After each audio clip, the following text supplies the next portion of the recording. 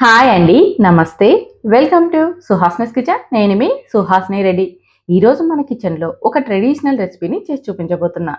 చాలా రుచిగా ఉంటుందండి. ఇది రాయలసీమ స్పెషల్. రాయలసీమ స్పెషల్ కారం చుట్టలు.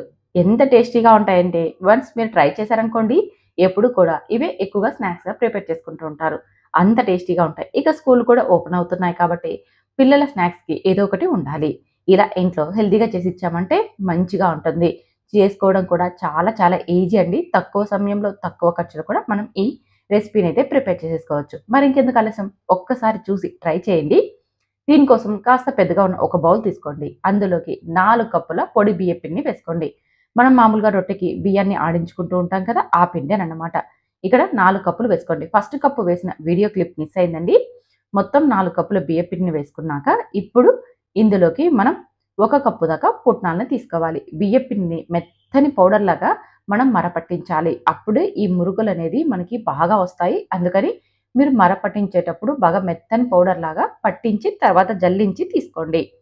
ఇప్పుడు 4 కప్పులు బియ్యపిండి తీసుకున్నాం కదా! 1 కప్పు పప్పులు అదేనండి పుట్నాలను తీసుకోవాలి. వాటిని మిక్సీ బౌల్‌లో వేసేసుకొని మెత్తగా గ్రైండ్ చేసేసుకోవాలి. మెత్తగా గ్రైండ్ చేసుకున్నా సరే ఖచ్చితంగా మనం జల్లించుకోవాలి. చిన్న నూక లాంటిది పప్పుల్లో మిగిలిపోతుంది కదా! అందుకని ఇలా జల్లించుకున్నామంటే మనకి పౌడర్ అనేది నీట్‌గా వచ్చేస్తుంది. చూస్తున్నారుగా ఈ విధంగా. చూడండి ఇక్కడ మనకు ఒక 2 స్పూన్ల దాకా నూకైతే ఉండిపోయింది కదా!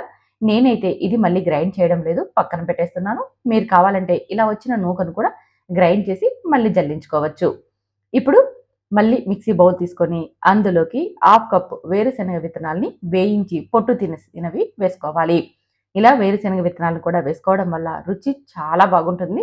మనకి ఎక్కువ కూడా అవసరం అవ్వవండి. కిలో బియ్య పిండికైనా సరే 100 గ్రాముల దాకా వేరుశనగ విత్తనాలు తీసుకుంటే సరిపోతుంది. ఎక్కువ కూడా అవసరం లేదు.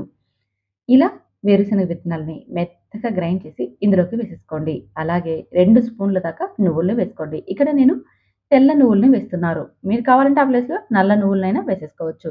అలాగే ఒక స్పూన్ వామును వేసుకున్నామంటే మనకి అజీర్తి లేకోకుండా ఉంటుంది. తినగలిగే కారాన్ని బట్టి చిల్లీ పౌడర్‌ని వేసుకోవాలి. ఇక్కడ నేను స్పైసీ ఎక్కువ ఉన్నది తీసుకున్నాను కాబట్టి ఒక స్పూన్ మాత్రమే వేస్తున్నాను. మీరైతే స్పైసీ తక్కువ ఉంటే మాత్రం 2 స్పూన్లు వేసుకోండి. అప్పుడే ఈ కారం చుట్టలు చాలా బాగుంటాయి. రుచికి సరిపడా ఉప్పును వేసేసుకొని ఇదంతా బాగా కలిసేలాగా కలుపుకోవాలి. ఇప్పుడు ఇందులోకి ఒక స్పూన్ దాకా నూనెను వేసుకోవాలి. ఇక్కడ మనం తీసుకున్న బియ్యపు పిండి హాఫ్ కిలో ఉందండి. ఈ హాఫ్ కిలో బియ్యపు పిండికి ఒక స్పూన్ నూనె అయితే సరిపోతుంది. ఎక్కువ కూడా అవసరం లేదు. మనం కొన్ని వేరుశనగ విత్తనాలను వేసాం. అందులో ఆయిల్ కూడా ఉంటుంది కాబట్టి తక్కువ నూనె వేసుకుంటేనే బాగా ఉంటాయి. మనం తీసుకున్న ఈ ఒక స్పూన్ నూనెను బాగా వేడి చేసి పిండిలోకి వేసేసుకొని ఒకసారి అంతా గరిటెతో బాగా కలుపుకోవాలి. అప్పుడు మన చేతికి వేడి తగలకుండా ఉంటుంది. వేడి నూనె వేసిన వెంటనే చేయి పెట్టేసామంటే మనకి వేడి తగులుతుంది కాబట్టి ఇలా ఒకసారి కలిపి తర్వాత చేత్తో మొత్తం నీట్‌గా కలుపుకోవాలి. పిండి అనేది ఆయిల్‌కి అంటేలాగా బాగా కలిపేసేసుకోండి. తర్వాత కొద్దిగా నీళ్ళని వేసుకుంటూ పిండిని చపాతీ ముద్ద కంటే మరి కాస్త జారుగా ఉండేలాగా కలుపుకోవాలి. ఇందులోకి నీళ్ళనేది ఇన్ని అని ఏమీ లేదండి. మనం కొద్దిగా వేసుకుంటూ చూడండి ఈ విధంగా ఉండాలి. పిండి అనేది కాస్త జారుగా ఉండాలి. అప్పుడే మనం ఈ కారం చుట్టలు ఒత్తుకోవడం ఈజీ అవుతుంది. మరీ గట్టిగా ఉందనుకోండి, మనం గట్టిగా ప్రెస్ చేస్తూ ఒత్తుకోవాలి. అందుకే కాస్త జారుగా ఉండేలాగా కలుపుకోండి. ఇలా కలుపుకున్నాక 10 నిమిషాల పాటు చేత్తో బాగా సాఫ్ట్‌గా చేసుకోవాలి. తర్వాత చేతిని శుభ్రం చేసుకొని కొద్దిగా ఆయిల్‌ని అప్లై చేసుకున్నామనుకోండి, చేతికి మళ్ళీ పిండి అనేది మనకి ఎక్కువగా అంటుకోకుండా ఉంటుంది. మరొకసారి పిండిని చేత్తో బాగా మెత్తగా చేసుకోవాలి. చూడండి ఇలా సాఫ్ట్‌గా తయారు చేసుకున్నాక, ఇప్పుడు మనం ఈ కారం చుట్టలు ఒత్తుకోవడానికి ఇలా కారం చుట్టలు ఒత్తే బాక్స్ ఉంటుంది కదండీ! ఆ బాక్స్‌ని శుభ్రంగా కడిగి తడి లేకుండా తుడిచిన తర్వాత నూనెను అప్లై చేసేసుకోవాలి. అప్పుడే ఈ పిండి ముద్దనేది పావుకు అతుక్కోకుండా మనం మురుకుల్ని ఈజీగా ఒత్తేసేసుకోవచ్చు. తరువాత ఇలా పిండిని కొద్దిగా తీసుకుంటూ మరొకసారి చేత్తో సాఫ్ట్‌గా చేసుకోవాలి. అలాగే సిలిండర్ ఆకారంలో చేసుకున్నామంటే పావులోకి ఈ పిండిని పెట్టుకోవడం చాలా ఈజీ అవుతుందండి. చూస్తున్నారుగా ఇలా చేత్తో మరొకసారంతా సాఫ్ట్‌గా తయారు చేసేసుకొని ఈ పావుకు ఫుల్‌గా నింపుకోవాలి. ఇలా ఫుల్‌గా నింపేసేసి మూత పెట్టేసేసుకోవాలి.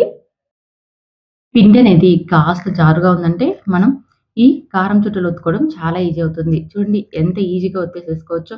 మరి పిండిని గట్టిగా తడిపేసామనుకోండి, ఇలా ఒత్తడం చాలా కష్టమైపోతుంది. చేతులకి నొప్పి ఎక్కువగా వచ్చేస్తుంది. కానీ కొద్దిగా లూజ్‌గా మనం పిండిని తడుపుకున్నామంటే చాలు, చాలా ఈజీగా ఒకరే అన్నీ కూడా ప్రిపేర్ చేసేసుకోవచ్చు. మనం స్టవ్ మీద డీప్ ఫ్రైకి సరిపడా ఆయిల్ పెట్టేసేసుకొని, ఆయిల్ వేడెక్కేలోపు ఇలా ఒక వాయికి సరిపడా ఒత్తేసేసుకోవచ్చు. ఇప్పుడు ఈ వాయి వేసిన తర్వాత మరొక వాయికి సరిపడా ఒత్తేసేసుకోవచ్చు. చాలా చాలా ఈజీ అండి. ఒక్కరే చాలు ఇవన్నీ కూడా మనం ప్రిపేర్ చేసేసుకోవడానికి. చూడండి ఎంత ఈజీగా వచ్చేసేసాయో. అంతే కాకుండా నీట్‌గా కూడా వస్తున్నాయి. చూస్తున్నారుగా చేత్తో పట్టుకున్నా సరే మనకి విరిగిపోవడం లేదు. నేను చెప్పిన కొలతల్లో మీరు అన్నీ కూడా తీసుకోండి. మీకు కూడా ఇంతే పర్ఫెక్ట్‌గా వస్తాయి. మనం ఒత్తేటప్పుడు కానీ, లేదా ఇలా చేత్తో వేసేటప్పుడు కానీ ఏ మాత్రం కూడా విరిగిపోవు. చాలా జిగటగా పిండి వచ్చిందనుకోండి, ఇవి తయారు చేసుకోవడం కూడా చాలా ఈజీ. ఇప్పుడు స్టవ్ మీద డీప్ ఫ్రైకి సరిపడా ఆయిల్ పెట్టి, బాగా వేడెక్కిందో లేదో చెక్ చేసేసుకోవాలి. తర్వాత ఇవన్నీ కూడా ఆయిల్‌కి సరిపడా వేసేసుకోవాలి. మంటని హై ఫ్లేమ్‌లోనే పెట్టేసేసుకొని వీటిని 2 వైపులా బాగా ఫ్రై అవ్వనివ్వాలి. ఇలా జంతికలు కానీ, లేదా కారం చుట్టలు కానీ, చెక్కిలాలు కానీ ఏవి చేసినా సరేనండి, ఆయిల్ అనేది హై ఫ్లేమ్‌లోనే ఉండాలి. మనం మంటను తగ్గించేసామంటే ఆయిల్ ఎక్కువ పీల్చుకుంటాయి. ఇవి మనకి అంత కరకరలాడుతూ రావు. చాలా మెత్తగా అయిపోతాయి. అందుకని మంటని హై ఫ్లేమ్‌లోనే పెట్టేసేసుకొని వీటిని అటు ఇటు తిప్పుతూ 2 వైపులా మంచిగా ఫ్రై అవ్వనివ్వాలి. ఇవి ఎప్పుడైతే నురగ తగ్గి చూడండి ఇక్కడ ఏ మాత్రం కూడా నురగలేదు. ఇలా నురగ తగ్గి ఎప్పుడైతే ఇవి మనకి ఫ్రై అయిపోతాయో అప్పుడు ఆయిల్‌లో నుంచి తీసేసుకోవాలి. అంతే కాకుండా మనకి అప్పుడే గలగలలాడుతూ సౌండ్ కూడా వచ్చేస్తుందండి. అప్పుడు ఇవి ఫ్రై అయిపోయాయని మనకి బాగా ఈజీగా తెలిసిపోతుంది. ఇదే విధంగా మనం అన్నీ కూడా ఆయిల్‌కి సరిపడా వేసేసుకుంటూ మంటని హై ఫ్లేమ్‌లోనే ఉండనిచ్చి 2 వైపులా అటు ఇటు తిప్పుతూ బాగా ఫ్రై చేసుకోవాలి. ఇవి 2 వైపులా ఫ్రై అవ్వడానికి మనకి దాదాపు 10 నిమిషాలు టైం పడతదండి. చూడండి ఇక్కడ ఏ మాత్రం కూడా నురగలేదు. ఈ విధంగా ఉండాలి. అప్పుడు మీకి ఇవి బాగా ఫ్రై అయిపోయాయని అర్థం. ఇలా అయినా చెక్ చేసేసుకోవచ్చు. లేదా రంగు మారిందా అని చెక్ చేసేసుకోవచ్చు. లేదనుకోండి ఇలా మనం ఒకటి పైకి తీసి కిందికి వేసామంటే చాలు సౌండ్ అనేది మనకి కరకరలాడుతూ వస్తుంది. ఇలా మనం చెక్ చేసేసుకొని వీటన్నిటిని కూడా మంచిగా ఫ్రై చేసి తీసేసుకోవడమే. చాలా ఈజీ అండి తయారు చేసేసుకోవడము.